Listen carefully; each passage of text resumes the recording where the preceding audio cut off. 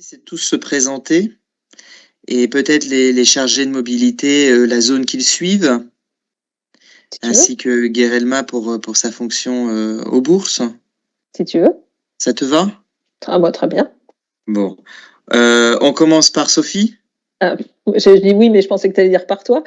Allez, Écoutez, d'abord. déjà, bonjour à tous. Merci de vous être connectés donc à ce webinaire sur la mobilité étudiante. Et donc, je me présente, Sophie Mérité, vice-présidente en charge de l'international. Et si vous êtes étudiant LSO, vous me connaissez un tout petit peu sur une autre casquette qui est la microéconomie. Mais je vous promets, aujourd'hui, on ne va pas parler de micro, on va parler de mobilité internationale. Bonjour à tous, je suis Benjamin Giamy, directeur des affaires internationales, direction des affaires internationales qui compte une quinzaine de personnes, dont 7 au sein du pôle mobilité, donc qui seront chargés donc de vous accompagner durant votre prochaine mobilité, je l'espère. Séverine Mercier. Merci Benjamin Giamy.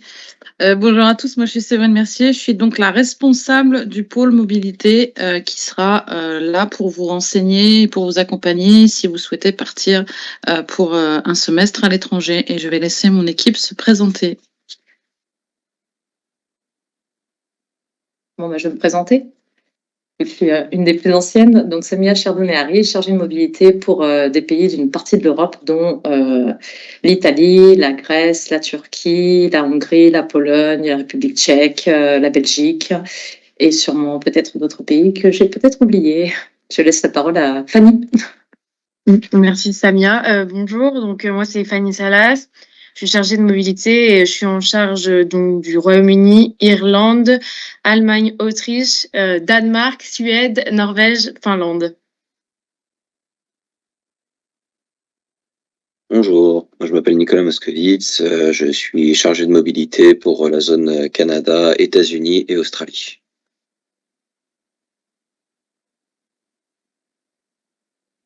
Bonjour, je m'appelle Clovis Rimbaud et moi je m'occupe de la zone Asie du coup. Guerelma, c'est votre micro. Oui, merci. Bonjour, je m'appelle Guerelma, gestionnaire des aides financières. Merci. Bonjour, je m'appelle Michaela Orsi. Je suis chargée des mobilités pour les doubles diplômes et pour les programmes spécifiques.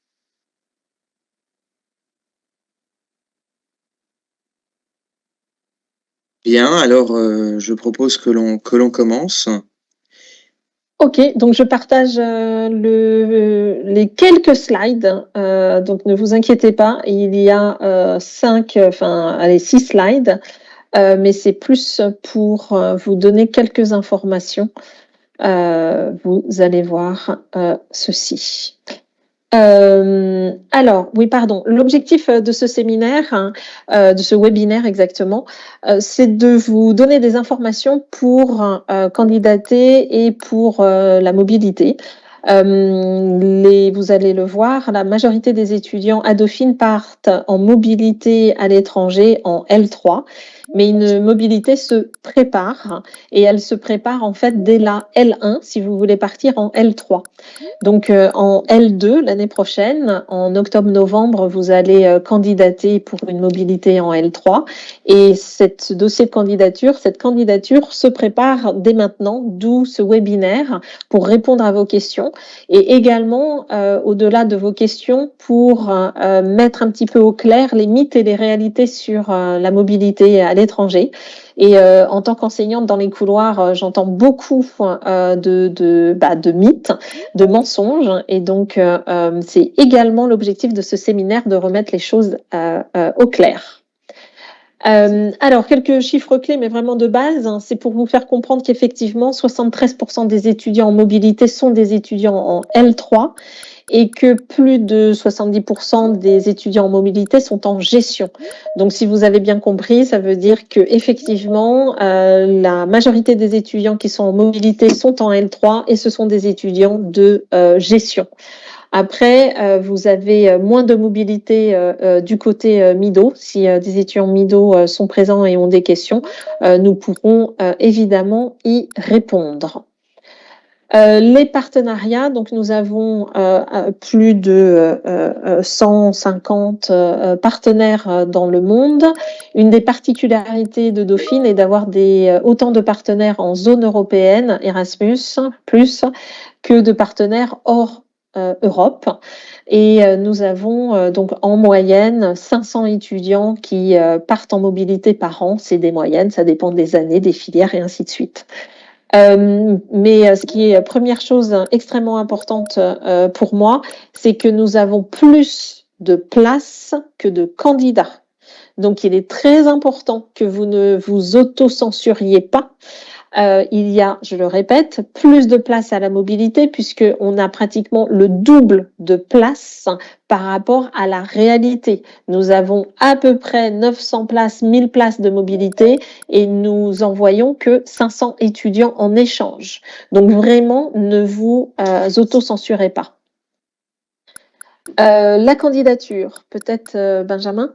Alors justement, il y a 2 campagnes pour déposer sa candidature. Tout d'abord, vous pouvez déposer un dossier de candidature via MyDauphine à la mi-octobre, lorsque vous êtes en L2, si vous souhaitez faire une mobilité au premier semestre de la L3 ou pour l'année de L3, c'est-à-dire l'année entière.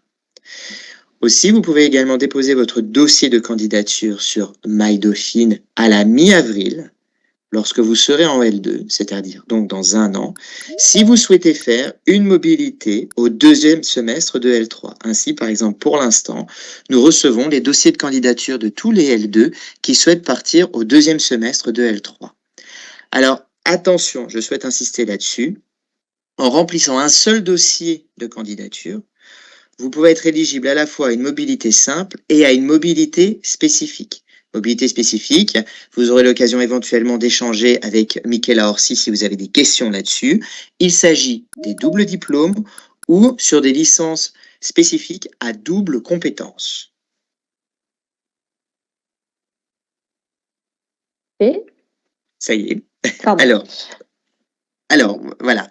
Donc, au sujet donc de votre dossier de candidature, tout d'abord, vos destinations de mobilité, elles vous seront attribuées en fonction de 2 choses, vos compétences académiques et vos compétences linguistiques. Pour ce qui est des compétences linguistiques, il va falloir que vous attestiez de plusieurs compétences linguistiques, c'est-à-dire que si vous voulez partir dans une université anglophone, je dis bien anglophone parce que vous pouvez bien évidemment vous rendre dans un pays tel que, je ne sais pas, les Pays-Bas, l'Allemagne, etc., où les cours sont en anglais, vous devez passer le TOEFL, selon un niveau bien donné, qu'on vous transmettra en fonction de l'université que vous souhaitez rejoindre, ou un IELTS, bien évidemment, pour certifier votre niveau en anglais. Pour les autres langues, on accepte les certificats de type DELE, la Goethe, du Goethe Certificate, etc. Donc là aussi, on vous transmettra toutes les informations. Et également, il y a certains prestataires privés qui peuvent vous permettre d'obtenir des certifications en ligne, telles que Bright Language. Il va falloir que chacun de vous s'assure de la validité de votre certificat de langue à minima jusqu'à la date de constitution du dossier de candidature, puisque vous avez certains dossiers, certains certificats qui ne sont valables que 2 ans. D'accord ? Et il va falloir voir que ce soit bien valide auprès du partenaire, de l'université partenaire, voire pendant toute la durée de la mobilité. Et cela dépend du partenaire. Donc là-dessus également, on vous transmettra toutes les informations nécessaires dont vous aurez besoin. Attention, j'insiste sur 2 points. Vous ne pouvez absolument pas attester d'un niveau de langue si vous avez une double nationalité ou la nationalité d'une zone de mobilité, c'est-à-dire que vous pouvez naître franco-britannique parce qu'un de vos parents est britannique et ne pas bien savoir parler anglais parce que vous avez grandi en France, d'accord ? Et également, bien évidemment, si vous avez un double bac, par exemple un Abibac avec le Abitour, comme certains l'ont passé lorsqu'ils avaient 17-18 ans, aussi bien pour le baccalauréat que pour le Abitour. Si je peux me permettre, 2 éléments en plus. Le niveau minimum du TOEFL qui est requis, c'est 92. Donc, si vous avez un TOEFL en dessous de 92, vous ne pourrez pas partir en mobilité en zone anglophone l'année prochaine. Et également, j'ai beaucoup d'étudiants qui me posent cette question. J'ai passé mon TOEFL, mon IELTS au lycée. Il est donc encore valide au mois de octobre-novembre quand vous déposez votre dossier. Mais donc, comme Benjamin Giamy l'a indiqué, selon les partenaires, il est fort probable que votre TOEFL ne soit plus valide lorsque vous allez transmettre votre dossier ou votre mobilité. Et dans ce cas-là, malheureusement, vous devez donc repasser votre TOEFL et maintenir le score minimum de 92, voire un autre score si un autre score est demandé par le partenaire. Oui, parce qu'on a des partenaires, Sophie, bien évidemment, qui demandent plus que 92 au TOEFL, des notes un peu plus élevées. Et donc, bien évidemment, il faudra que vous vous renseigniez justement sur la note minimale demandée par le partenaire. Alors, comment ça se passe? Alors, selon les calendriers, vous allez recevoir un email qui va contenir un document PDF où vous allez avoir la liste des établissements et ou des programmes spécifiques dans lesquels vous êtes éligible, en fonction donc de la formation que vous suivez, du domaine d'enseignement, etc. Ce document va prendre en compte bien évidemment vos compétences linguistiques et académiques que vous aurez à renseigner donc dans votre dossier de candidature. Et vous serez classé en fonction de vos résultats académiques, je tiens bien à préciser, sur votre année N-1, d'accord ? Et donc, votre affectation définitive, elle vous sera donnée une fois que votre choix d'affectation sera fait en présentiel. Pour l'instant. Pour l'instant, alors, parce qu'il se peut. Voilà. Il se peut qu'il y ait des modifications sur les affectations en présentiel, mais pour l'instant, elles se font effectivement en présentiel. Voilà. Cela viendra à l'avenir de toute façon, Sophie, mais s'il y a une modification à ce niveau-là, on vous enverra un mail pour vous tenir informé s'il y a une éventuelle modification. Alors, dernier slide sur les conseils. Premier élément, envisagez bien toutes les destinations. Je vous dis ça puisque habituellement, les étudiants sont intéressés que par Londres, Madrid, New York, Boston. Il s'avère que l'international ne se limite pas à ces 4 villes. Et encore une fois, comme je vous l'ai dit, nous avons plus de places que de candidats. Et donc, l'exemple également que je donne très souvent, sur vos CV, on va voir que vous avez fait une mobilité. Eh bien, croyez-moi, on vous posera plus de questions si vous avez fait une mobilité par exemple, à l'université d'Oklahoma que à Baruch et à New York. Ça intéresse un petit peu plus dans vos parcours. Et je prends l'exemple de Baruch, qui est donc à Manhattan, formidable, très bonne université.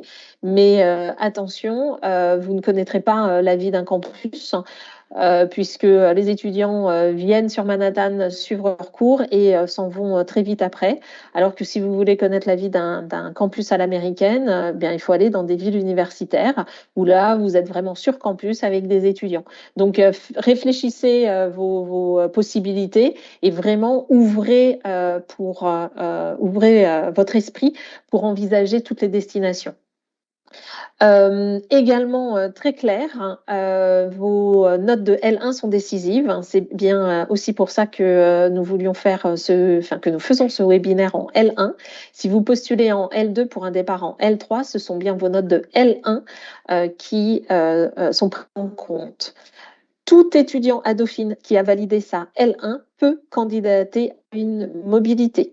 Donc, si vous avez 10,01, vous pouvez candidater à une mobilité. Donc là aussi, il y a des rumeurs de couloir, comme quoi, si j'ai pas 12 de moyenne, ça sert à rien que je candidate. Non.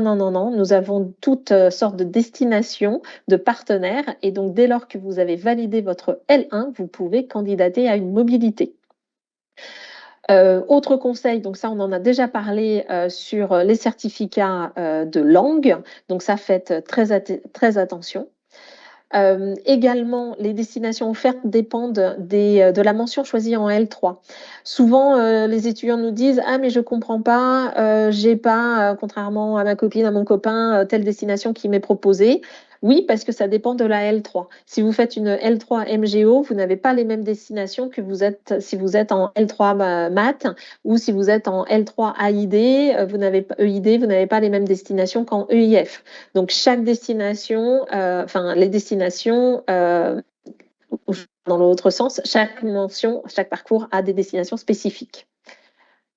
Pareil, je ne l'ai pas fait, mais je remercie toute la direction des affaires internationales, le pôle mobilité, pour leur présence ce matin, puisque ce sont eux qui vont vous accompagner dans le processus de mobilité. Et donc souvent, ils sont maltraités par les étudiants. Et donc, pour éviter que l'équipe soit maltraitée, notamment au sujet des prérequis. Il faut savoir que ce n'est pas l'AVP étudiant, l'AVP international ou l'ADAI ou les départements qui décident des prérequis. Ce sont nos partenaires. Donc nos partenaires nous disent, Boston University nous dit, voilà, il me faut un TOEFL à 100. Si vous avez 99, c'est pas la peine de postuler. On a des partenaires qui nous disent, on ne prend des étudiants de Dauphine que s'ils ont 14 de moyenne. Si vous avez 13,9, ce n'est pas la peine de postuler. Donc les dates, les niveaux, niveau académique, niveau de langue, sont décidés par nos partenaires et c'est décidé lors des signatures d'accords. Donc c'est légal, aucune dérogation n'est possible. Ce n'est pas de notre fait, ce n'est pas du fait de la DAI. Et dernier élément peut-être le plus important pour moi, là c'est une rumeur de couloir qui enfle depuis plusieurs années. J'entends beaucoup d'étudiants qui viennent me dire oui madame, il paraît qu'il ne faut pas que nous partions en mobilité en L3 parce que nous limiterions nos choix au niveau des masters. Là, c'est pas du tout le cas, c'est même le contraire. Donc, moi, mes collègues et moi-même qui dirigeons des masters, on préfère, on aime les étudiants qui ont une expérience à l'international. Donc, partir en mobilité, ce n'est pas du tout un inconvénient pour les candidatures en master, c'est un mythe, c'est le contraire. Et il faudrait peut-être d'ailleurs que nous communiquions à ce sujet. Nous avons des chiffres qui montrent que à l'entrée en master, les étudiants qui ont fait une mobilité, eh bien, ils ont le master. Alors peut-être pas leur choix 1, leur choix 2, ça c'est un petit peu plus des cuisines internes, mais en tout cas, ils ont sans aucune difficulté leur master à Dauphine. La mobilité, c'est un atout pour vos CV pour les masters, mais c'est aussi un atout pour vos stages, pour le après master, après Dauphine. Donc, il faut vraiment le voir comme une valeur ajoutée. Je vais arrêter le partage puisque normalement ça s'arrête là. Et donc, je ne sais pas s'il y a déjà des questions, mais en tout cas, n'hésitez pas si vous avez des questions. Et nous devions également avoir des étudiants qui témoignent, Benjamin. Micro. Alors, est-ce que les étudiants sont là, justement, les étudiants témoins?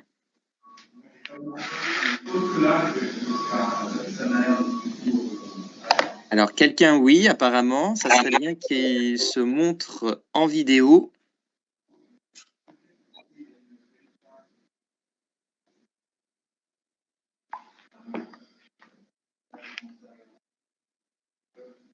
On a plusieurs micros ouverts. Bien, bien, bien. Donc, personne n'est là pour témoigner. Alors, on peut peut-être prendre les questions. Eh oui. S'il y a des questions. Vous pouvez poser des questions dans le chat.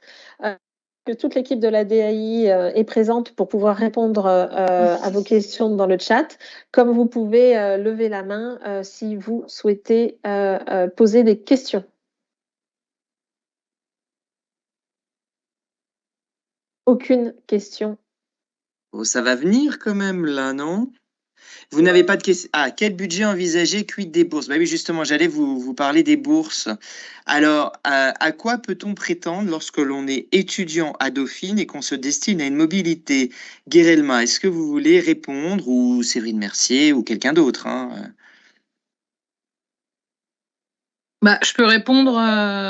C'est assez compliqué de parler de budget pour une mobilité qui aurait lieu en 2025-2026, si je ne m'abuse, étant donné que les enveloppes de subvention varient chaque année. Ce que je peux dire d'ores et déjà, c'est que pour tous les échanges Erasmus, une aide à la mobilité est prévue par l'Europe et elle est de droit pour tous les étudiants qui partent dans le cadre du programme Erasmus. Et puis pour les destinations en dehors de l'Europe, Dauphine a à sa disposition aussi d'autres moyens de subvention. Par contre, voilà, il est difficile de donner une fourchette de montants mensuels pour les bourses aujourd'hui pour une mobilité qui aurait lieu dans 2 ans. Mais en tout cas, il y a des financements possibles. Ce ne sont que des aides à la mobilité. Ça ne finance en aucun cas la totalité de la mobilité, c'est-à-dire qu'il faut prévoir de pouvoir se loger, de pouvoir se nourrir, de pouvoir voyager le cas échéant, s'amuser, sortir le cas échéant. Mais voilà, il y a des subventions qui sont disponibles pour vous aider à partir en mobilité. Et est-ce qu'il y a des règles d'éligibilité, Séverine, ou pas? Alors, comme je l'ai dit, justement pour Erasmus+, l'aide financière est de droit à partir du Très bien, moment donc où tout le vous monde. remplissez tous les documents prévus par Erasmus, Exactement. toute la procédure Erasmus+. Donc, la bourse est de droit. Par Pour tout le contre, monde. pour les autres financements, effectivement, ce sont des financements sur critères sociaux, c'est-à-dire que vous devez présenter vos avis d'imposition et vos dossiers sont étudiés pour savoir si vous êtes éligible à ces aides financières. Merci. De rien. Deuxième Alors, on a d'autres question. questions. Où peut-on aller si on ne parle bien que français? Le Canada.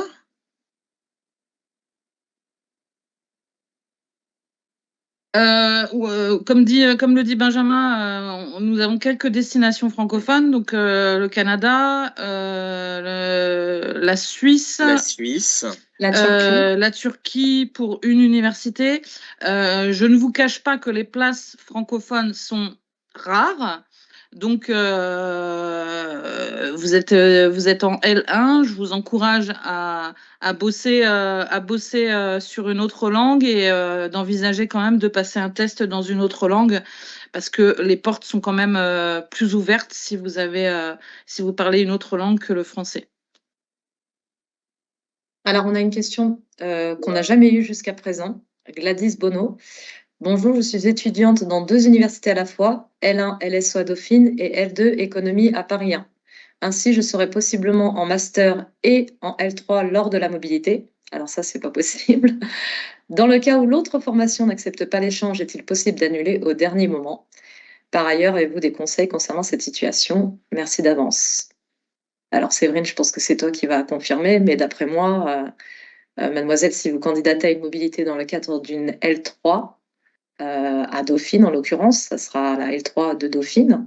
Mais si jamais vous êtes accepté en M1, si je comprends bien, à Panthéon, ça sera plus avec nous.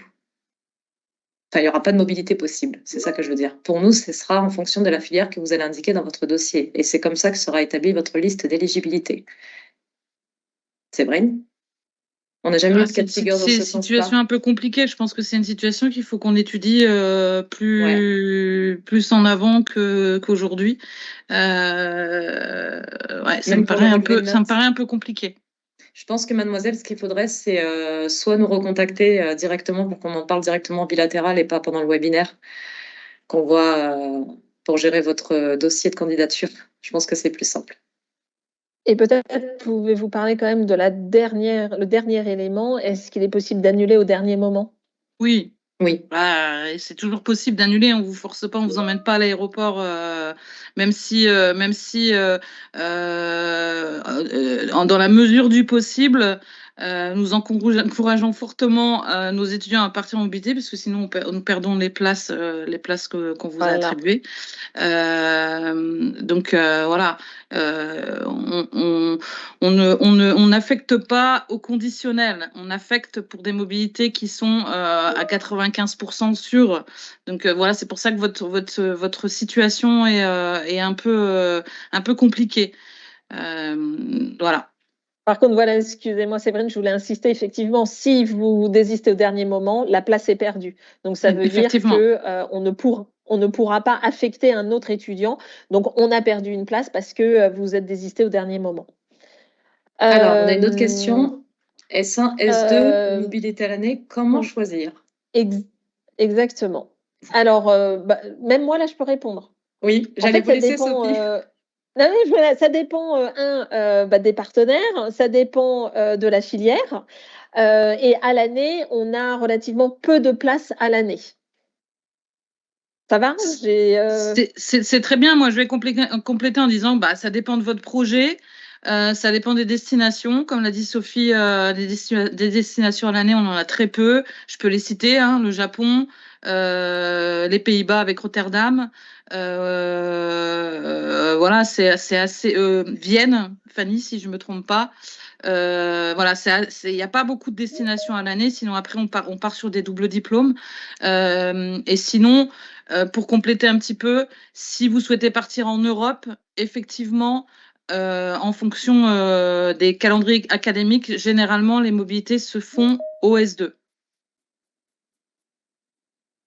Alors, comment se déroulent les candidatures? Se fait-il de candidater en ligne ou est-ce que pour certaines écoles, des entretiens ont lieu? Alors, je peux répondre du coup là. Les candidatures, donc vous remplissez votre dossier de candidature en ligne, ça c'est certitude.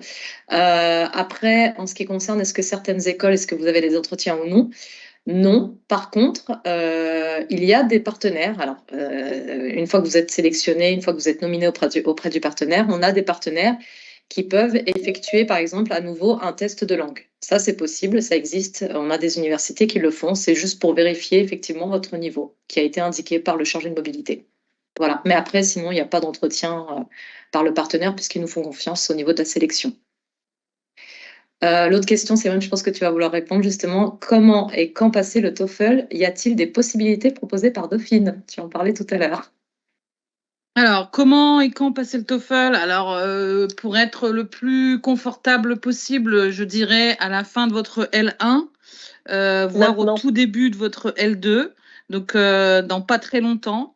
Effectivement, LSO propose des sessions de passage TOEFL.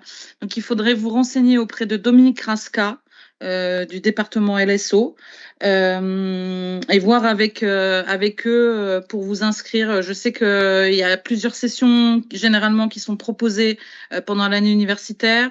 Par contre, les places sont restreintes puisque les sessions TOEFL sont toujours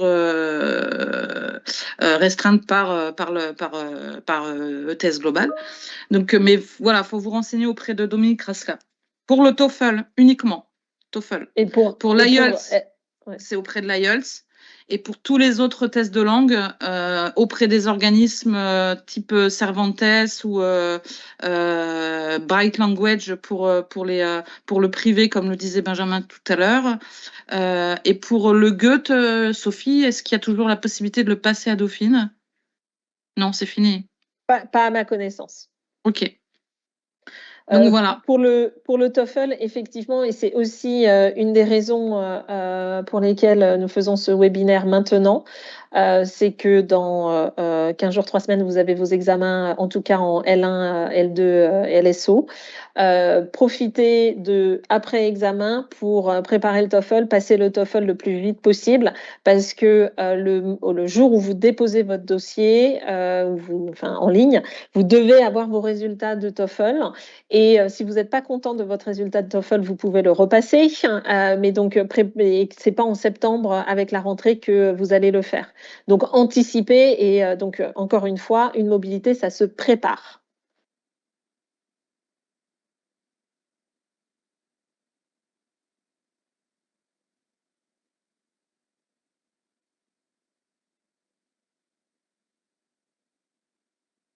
Pas d'autres questions? Oui, j'allais dire la même chose.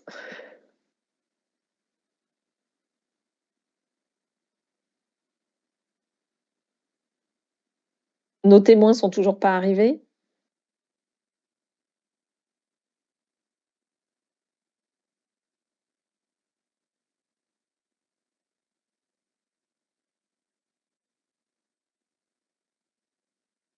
Peut-être faire un appel.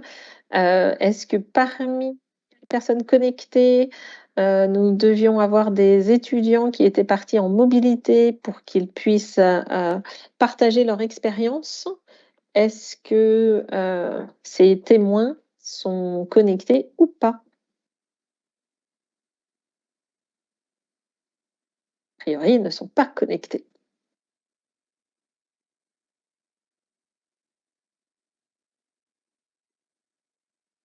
Bon, Juste, du coup, comme les témoins physiques ne sont pas présents, peut-être vous dire que sur notre carte interactive que vous pouvez retrouver sur MyDauphine, nous mettons en ligne des retours d'expérience d'étudiants pour chaque université quand ils sont disponibles. Donc, n'hésitez pas à aller les consulter pour vous donner une idée de ce qui se passe dans l'université citée ou dans le pays ou dans la ville qui vous intéresserait. Et si jamais vous ne trouvez pas d'informations, n'hésitez pas à venir nous voir et à nous poser des questions.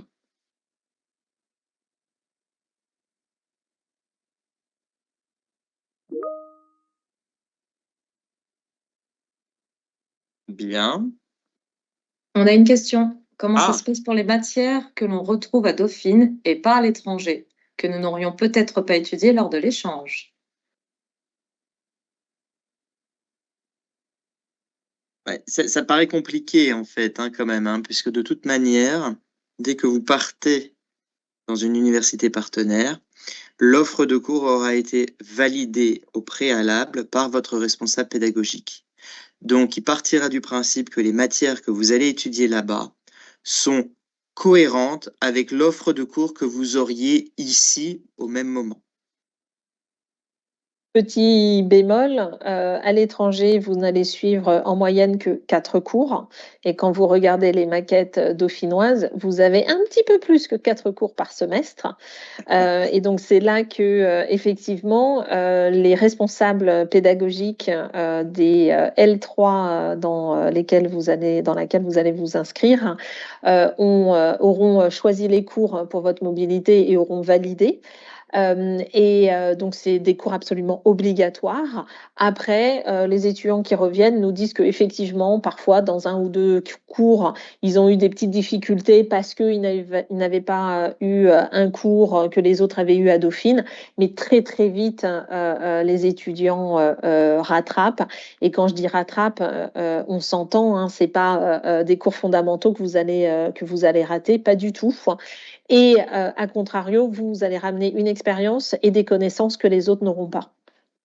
Ça n'a jamais été vraiment un sujet, hein, Sophie, hein, pour les étudiants revenant de Jamais. l'international. Jamais, jamais, jamais, hein.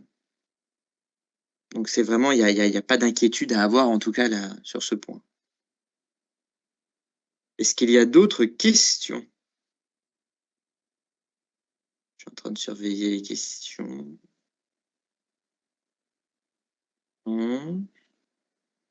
Est-ce qu'il y a d'autres éléments peut-être que, mesdames, messieurs les chargés de mobilité, vous souhaiteriez éventuellement rajouter? De ne pas écouter les rumeurs et qu'en cas de question, c'est vraiment venir nous voir, nous. D'ailleurs, les étudiants nous manquent, moi je le dis. On ne les voit plus physiquement, nous n'avons que des emails, donc n'hésitez pas à venir nous voir directement au bureau. Et voilà, on est là pour vous répondre et n'écoutez pas les rumeurs dans les couloirs des étudiants. Si vous avez le moindre doute, il est préférable de nous poser des questions et de consulter aussi notre carte interactive. J'ai mis le lien plus haut dans le chat tout à l'heure. Consultez aussi notre site sur lequel on remet les dates de candidature. Et normalement, si tout va bien, je l'espère, nous allons organiser un salon de l'international en octobre. Oui, les 12 et Oui, 13 moi je voulais octobre. juste ajouter avant de parler Voilà. du salon, comme on parlait de préparer sa mobilité, de vérifier vérifier vos documents administratifs. Oui. J'allais en Type parler. passeport, Passeport. si vous souhaitez partir en dehors de l'Europe, et en n'oubliant pas que pour le Royaume-Uni, le passeport est maintenant obligatoire, et la carte d'identité si vous souhaitez partir en Europe.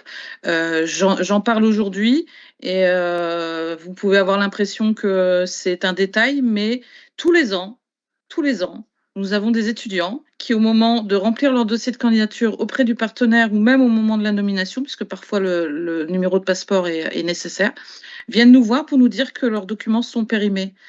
Donc, Et ils ne partent pas.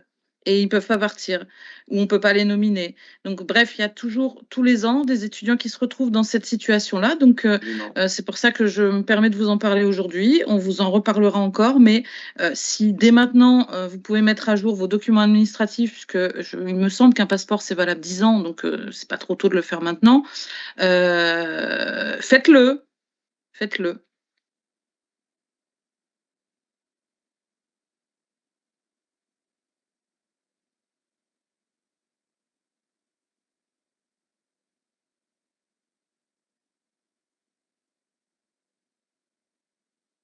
Pas d'autres questions?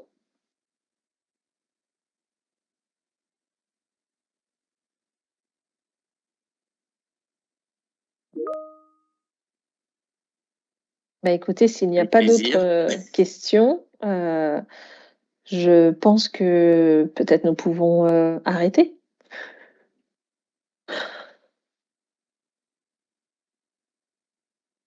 Écoutez, on a été ravis. Sophie? Et oui, tout à fait. Merci Séverine. beaucoup de vous être connectés. N'hésitez pas à regarder sur le site de Dauphine, sur MyDauphine également. Et n'hésitez pas à passer physiquement à la direction des affaires internationales au rez-de-chaussée. Cela fera plaisir à l'équipe de la DAI de voir des êtres vivants. Donc, moi, j'ai compris ça. Mais sinon, par mail, ils répondent également. Et vraiment, donc moi, en tant que vice-présidente, il y a 2 éléments sur lesquels je veux insister. Premièrement, nous avons plus de place à la mobilité que de candidats. Et deuxièmement, n'écoutez pas les rumeurs de couloir. Faire une mobilité en L3 reste un atout pour candidater en master et obtenir un master. Voilà. Merci à vous et bon courage pour les semaines qui viennent avec les examens. Voilà, très bonne Merci à journée. tous et merci à mesdames, messieurs les chargés de mobilité qui nous ont accompagnés également. Merci à tous et bonne journée. Au revoir. Merci, bonne Au journée. revoir. Au revoir. Merci, au revoir.